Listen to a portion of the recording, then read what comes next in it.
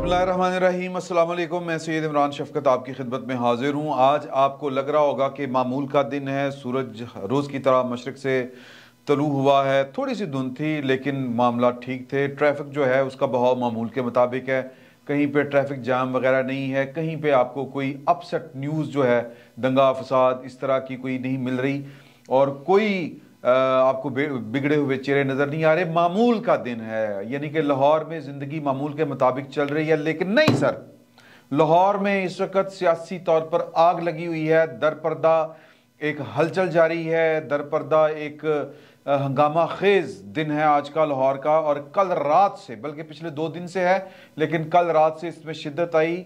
कुछ लोग लाहौर के मुख्तलिफ जो होते हैं ना, वो 3 तारे 4 तारे 5 तारे इस तरह के, वैसे तो लाहौर में 3 तारा भी कोई नहीं है, 2-2 तारे हैं होटलों वाले। तो वो 5 स्टार होटल्स होते हैं ना, 3 तारे 2 तारे, मैं उनकी बात कर रहा हूँ। वहाँ पर कुछ लोग हैं जो लाहौर से बाहर से तशरीफ़ लाए हुए हैं और वो रिपोर्ट कर रहे हैं आसिफ अली जरदारी साहब को। और बड़ा मतलब वो पॉलिटिकल लोग हैं। मेरा इशारा जो है वो पॉलिटिकली है, आप इसको किसी और रंग में ना लीजिएगा। लेकिन ये पॉलिटिकल लोग हैं और इन्होंने होटलों में इस वक्त महफिलें बात की हुई हैं। और इस वक्त पाकिस्तान तहरीक इंसाफ और क्या कहते हैं इसको जी, पाकिस्तान मुस्लिम लीग काफ, इसके मिला जुला के कोई 25 से 45 और एक दावे के मुताबिक पाकिस्तान पीपल्स पार्टी के एक दावे के मुताबिक 35 के करीब जो इन दोनों पार्टियों के, पाकिस्तान तहरीक इंसाफ के लोग और जो है अपने ये काफ लीग, पाकिस्तान मुस्लिम लीग काफ कायदे आज़म, इसके 35 के करीब के लोग उनके राब्ते में हैं। और वो कल जो है वो आपको आपके नॉलेज में है कि आसिफ अली जरदारी साहब ने ये बड़ी कहानी नहीं चली बल्कि ये हसन मुर्तज़ा साहब को उन्होंने कहा कि जी कि आप पंजाब असम्बली पहुँचे। अपने जरदारी साहब जो हैं वो बात बड़ी मुख्तसर सी करते हैं, तो उन्होंने कहा कि आप वहाँ पर पहुँचे, वहाँ पर आपको कोई मिलेगा। तो वहाँ पर गए तो नून लीग वाले भी थे और जो सेक्रेटरी असम्बली है वो भी थे। हमारी इतला के मुताबिक इस वक्त जो पंजाब की ब्यूरोक्रेसी, 2 तरह की ब्यूरोक्रेसी है। एक वो जो पार्लिमानी ब्यूरोक्रेसी है, यानी कि जो पंजाब असम्बली का अमला है वो, और एक ब्यूरोक्रेसी वो है जो सिविल ब्यूरोक्रेसी होती है, जो इंतज़ामिया होती है। ये दोनों की दोनों इस वक्त न्यूट्रल हो चुकी हैं। वो मौजूदा जो वज़ीर आला हैं या इमरान खान साहब, उनकी बजाय वो जो कानून कह रहा है वो सुन रहे हैं, वो कर रहे हैं। लेकिन बहरहाल कल रात को कुछ इस तरह का वाक़या हुआ था कि ब्यूरोक्रेसी ने न्यूट्रल होने का फ़ैसला किया और वो आसिफ अली जरदारी साहब की कॉल के ऊपर था। और इस वक्त अगर मैं सादा अल्फाज में कहूँ कि जो पंजाब की ब्यूरोक्रेसी, हर तरह की ब्यूरोक्रेसी है, वो वफाक की तरफ देख रही है। क्योंकि मतलब इस तरह के हालात में जो फोर्स गाइड करती है या जो फोर्स जो है वो इशारे से दाएं बाएं करती है लोगों को, वो फोर्स खामोश है। और वो फोर्स उसका नाम है पाकिस्तान की सिक्योरिटी इस्टेब्लिशमेंट, पाकिस्तान की फ़ौज। तो लिहाजा वो खामोश है। तो जो पाकिस्तान की या पंजाब की ब्यूरोक्रेसी है वो इस वक्त जो लाइट ले रही है वो आसिफ अली जरदारी साहब से और वफाकी हुकूमत से ले रही है, और ले वो ऐन आइन और कानून के मुताबिक रही है। कल 9:35 पे राना सनाउल्लाह साहब के बकौल आसिफ अली जरदारी साहब, और इन्होंने जब सब ने मिलकर फैसला किया तो गवर्नर पंजाब ने वज़ीर आला को जो इत्तेमाद का वोट लेने का कह दिया था। और उसके बाद जो ब्यूरोक्रेसी ने यूं करके फाटक खोले और जो है अपनी अपोजिशन, इसके लोग गए जनाब हसन मुर्तज़ा साहब की क़यादत में, पाकिस्तान मुस्लिम लीग नून और पीपल्स पार्टी वाले गए और उन्होंने जाके तहरीक अदम एतमाद जमा करवाई। ख्याल ये किया जा रहा था कि मुझे तो लगता है कि डॉच ही कराया गया है, लेकिन ख्याल ये किया जा रहा था कि ये परवेज़ इलाही साहब को एतमाद में लेकर दाखिल करवाई गई है। लेकिन परवेज़ इलाही साहब के सर पर चोट उस वक्त लगी, पंजाबी में हम कहते हैं कि सिर ते सट पई या सिर ते पानी उदों पिया। ये सिर ते पानी उदों पिया कि होश उस वक्त आई कि की हो गया मेरे नाल।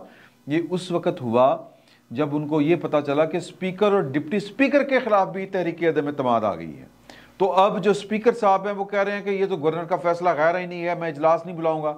सर ये इजलास स्पीकर ने क्या बुलाना है क्या नहीं बुलाना, ये इजलास जो है वो असम्बली का जो अमला है, असम्बली सेक्रेटेरिएट है, ये उन्होंने सारा प्रोसीजर करना था, वो अडॉप्ट कर लिया गया है। तो ये इजलास होगा। ये इजलास इसलिए भी होगा कि पिछली दफ़ा तो बाजवा साहब तो जो थे वो, मैं पिछली दफ़ा का जिक्र इसलिए कर रहा हूँ कि उधर जो थी 9 अप्रैल को वफाकी हुकूमत जो थी उस वक़्त की, इमरान खान साहब की, उस वक़्त उनको अंदर खाते कहीं ना कहीं से सपोर्ट मिल रही थी। बल्कि उससे पहले भी जो इजलास हुआ था, अगर आपको याद हो, जिसको सूरी साहब ने, कासिम सूरी साहब ने हाईजैक कर लिया था, मौखर कर दिया था आइन की एक तशरीह करके। तो उसके बाद जो था वो इस वजह से हुआ था कि इमरान खान साहब को सिस्टम के अंदर से किसी ना किसी लेवल से, बल्कि बड़े लेवल से सपोर्ट मिल रही थी। सर अब इस वक्त वो वाला चक्कर नहीं है। आपको ये फ़कीर जो है वो पहले दिन से कह रहा है कि इमरान खान जो है उसको, उनको अभी अंदाज़ा ही नहीं है कि बाजवा साहब उनके लिए सौंफ सुपारी थे, लाची सुपारी सौंफ खुशबू। तो ये जो अब नया सेटअप है, नई कमांड है, ये पाकिस्तान के दस्तूर के साथ जो है वो नाक के सीध के ऊपर चलेगी। तो यहाँ पर जो है अगर कोई गैर कानूनी काम करने की कोशिश की जाएगी तो वो हो नहीं पाएगा, और इमरान खान साहब को टफ़ टाइम के ऊपर टफ़ टाइम मिलेगा। तो इसलिए परवेज़ इलाही साहब जो हैं, अब आप देखें कि दो आपको छोटे से मैं आपको इशारे आपको मैं बता रहा हूँ, क्योंकि सियासत और सहाफ़त में इशारे बड़े माने रखते हैं। ये कई दफ़ा हम इस बात का जिक्र कर चुके हैं कि चौधरी परवेज़ इलाही साहब, अब जब मैं आपसे इस वक्त मुखातब हूँ, ये 4 बजने में 10 मिनट बाकी हैं, यानी कि 3:50 हो गए हैं। तो 20 दिसंबर की सपहर 3:50 तक जो जब से मैं ये आपके साथ गुफ्तगू कर रहा हूँ, मेरे ये व्लॉग शुरू करने से पहले तक इमरान खान साहब का ट्विटर खामोश था और परवेज़ इलाही साहब की तरफ से किसी किस्म की कोई स्टेटमेंट जारी नहीं की गई थी। इनको पता चल चुका है कि इनके छोले बिक चुके हैं, इनके मामलात ख़राब हो चुके हैं, और कल मोस्ट प्रॉबली अगर हाथ पाँव इन्होंने मार के, क्योंकि इसका कोई फ़ायदा नहीं होना। 9 अप्रैल से पहले वाले जो असम्बली का सेशन था, जिसमें कासिम सूरी साहब ने मुलतवी किया था गैर मुइना मुद्दत के लिए इजलास कौमी असम्बली का, बजाय इसके कि वो तहरीक अदम एतमाद को के ऊपर जो है वो कार्रवाई करते, तो उन्होंने वो जो वज़ीर कानून थे उनका आर्टिकल 5 उन्होंने पढ़ के सुनाया, गालबन आर्टिकल 5। तो उसके बाद जनाब उन्होंने इजलास मुअख्खर कर दिया। तो लेकिन नतीजा क्या निकला? नतीजा ये निकला कि वो नहीं बच सके। आज वज़ीर आज़म जो हैं वो इमरान खान साहब नहीं हैं। तो अगर उसी को वो ग्रेस के साथ फेस कर लेते, या अभी तक इमरान खान साहब जिन हालों को पहुंचे हैं कि ऑडियो के ऊपर ऑडियो और वीडियो के ऊपर वीडियो आने की धमकी जो मिल रही है, तो अगर वो चीज़ों को ग्रेसली फेस करते तो हो सकता है कि अभी तक वो किसी जगह के ऊपर अपना भरम कायम रखे होते। तो इस वक्त इमरान खान साहब की सियासत तो टगे टोकरी हो चुकी है। इमरान खान साहब कुछ नहीं बचा सके, मतलब वो सैलाब में इस तरह से गर्क हुए हैं ताकत के इस तूफान में कि उनकी कोई चीज़ नहीं बची। ना वो इलेक्शन ले सके, ना वो इलेक्शन करवा सके, ना वो पंजाब की हुकूमत तोड़ना चाहते थे, हुकूमत छोड़े असम्बली तोड़ना चाहते थे, उसमें भी उनको नाकामी हो रही है। तो बैक वक्त जो ये सर ये बड़े खिलाड़ी हैं। मैं अप्रिशिएट करना चाहता हूँ आसिफ अली जरदारी को और नवाज शरीफ को और मौलाना फजल रहमान को। ये 3 बड़े प्लेयर हैं सियासत के। सियासत जो है वो इनसे देखे ना कि सियासत करने पे है बाजवा साहब, तो फिर वो मेरा मतलब है कि फ्राई हो गए, नहीं बच सके। तो जब जर्नैल सियासत करेगा तो फिर सियासतदान जीतेगा, और जब जर्नैल जो है वो जंग लड़ेगा तो फिर जाहिर है कि वो फिर उसका फील्ड है। और जर्नैल को किसी जर्नैल का सामना हो तो जर्नैल जीतता है, किसी जर्नैल को किसी सियासतदान का सामना हो तो फिर सियासतदान जीतता है। सर ये सादा सा फार्मूला है, इसको हमेशा के लिए पल्ले बांध लें। तो ये अल्लाह करे कि हमारे जो हैं वो मौजूदा जो कमांड है या पाकिस्तान की फ़ौज है उसने इसको रियलाइज़ तो किया है, लेकिन बाजवा साहब के मुतल्लिक जो शकूक व शुबहात अपनी जगह पर अभी तक कायम हैं। तो लिहाजा इमरान खान साहब जो हैं या परवेज़ इलाही साहब जो हैं, वो जो उन्होंने 9 अप्रैल को किया था, या फिर परवेज़ इलाही साहब के लिए जो ज़मीन आसमान के कलाबे मिलाए गए थे कि सुप्रीम कोर्ट ने अपने फैसले को ही रिवर्स गियर लगा दिया था, सर इस दफ़ा वो वाला काम इसलिए नहीं होना कि बाजवा साहब नहीं है। बाजवा साहब शेल्टर दे रहे थे, मामलात को बैलेंस करके चलने की कोशिश कर रहे थे। वजूहात क्या होंगी, मैं समझता हूं कि उनका पर्सनल एजेंडा तो नहीं था, लेकिन फिर भी कुछ लोग इल्ज़ाम देते हैं, परवेज़ इलाही साहब भी देते हैं, इमरान खान साहब देते हैं, परवेज़ इलाही साहब किसी और तरह से उनका जिक्र करते हैं, इमरान खान साहब किसी और तरह से उनका जिक्र करते हैं। कल इमरान खान साहब कह रहे थे कि काफ लीग एक इंडिपेंडेंट पार्टी है, उनका अपना एक नैरेटिव हो सकता है बाजवा साहब के मतलब, हमारा अपना है, तो दोनों का मुख्तलिफ है। लेकिन दोनों में जो चीज़ एक कॉमन है, वो इल्ज़ाम ये कॉमन है कि बाजवा साहब सियासत कर रहे थे। तो वो सियासत कर रहे थे या वो अपने इदारे को बचा रहे थे, ये आने वाला वक्त हमें बताएगा। फौरी तौर पर इसका फैसला नहीं हो सकता। मैं सिर्फ ये पॉइंट मेक करना चाह रहा हूँ, ये इस बात जो है उसको, इस आर्गूमेंट को बिल्ड करना चाह रहा हूँ कि अपने खिलाफ जो है वो इत्मीनान का वोट लेने से जो परवेज़ इलाही साहब हैं इससे फरार हासिल नहीं कर सकेंगे। वो स्पीकर को इस्तेमाल करना चाहेंगे। स्पीकर इस्तेमाल इसलिए नहीं होगा कि जो पंजाब की ब्यूरोक्रेसी है वो टक्कर नहीं लेगी वफाक के साथ। तो कल मोस्ट प्रोबेबली जो इमरान खान साहब हैं वो उनके लिए एक मायूसी का दिन होगा, और परवेज़ इलाही साहब कल शायद आखिरी दफ़ा वज़ीर आला उनका दिन होगा बतौर वज़ीर आला, और कल शाम का डूबता सूरज उनका इक़्तिदार भी साथ लेकर डूबने वाला है। ये इन्होंने बड़ी पक्की कार्रवाइयाँ डाली हैं। लाहौर में इस वक्त जो है, मैंने जिस तरह पहले आपको बताया कि लाहौर के 5 स्टार्स होटल जो हैं वो इस वक्त सियासी गहमा गहमी का मरकज़ बने हुए हैं।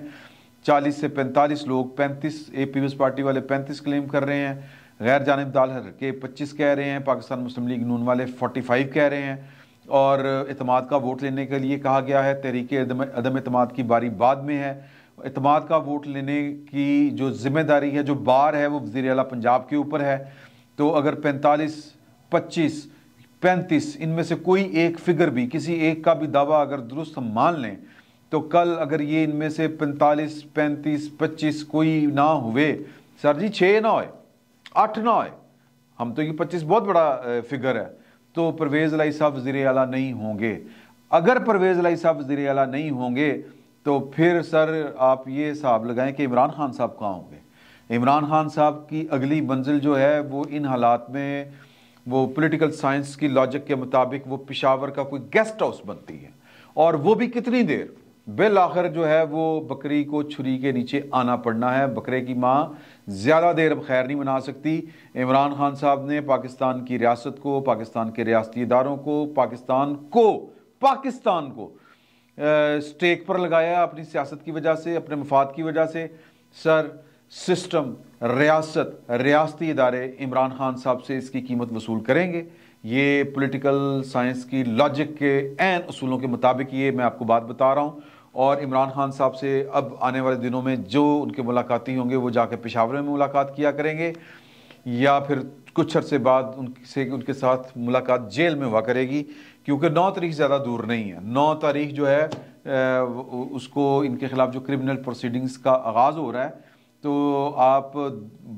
मुझे लगता है कि जनवरी फरवरी बड़ी मुश्किल है, पाइन जेल चोंगे, और इसकी वजह कोई और नहीं है। इमरान खान साहब ने इस खुमार में सारी गलतियां की हैं कि नवाज शरीफ और जरदारी का तो रास्ता ख़त्म है। इन्होंने पाकिस्तान की सिक्योरिटी इस्टेब्लिशमेंट के ऊपर तकिया किया, बैंक किया, और उनके समझा इस गलती में चले गए, इस खुशफहमी में मुब्तला हो गए कि यार के ये तो दो हैं नहीं, तीसरा और कौन है, मैं नहीं तो कौन, मैं नहीं तो कौन। तो सर ये इस जोम में मारे गए, और इस जोम में ये खुलेआम गलतियां करते रहे, टेलीफोन कॉल्स करते रहे, अपनी ख़वातीन दोस्तों से मुलाकातें करते रहे, और फिर ये भी कहते रहे कि जी कि ISI जो है, मैं चूंकि करप्ट नहीं हूं तो ISI मेरे फ़ोन टेप करती है, मुझे तो कोई इतराज़ नहीं है। ये नवाज शरीफ को पता नहीं क्यों इतराज़ होता है, तो क्योंकि वो चोर हैं।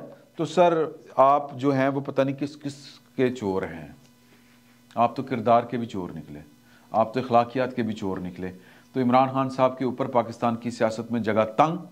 इमरान खान साहब का मैं अगर इस सारी गुफ्तगू को एक लाइन में समेटूँ तो वो है कि प्रोजेक्ट इमरान खान जो है वो अपने आखिरी दमों के ऊपर है, और ये प्रोजेक्ट इमरान खान की आखिरी सांसें पाकिस्तान की किसी खौफनाक जेल में होंगी।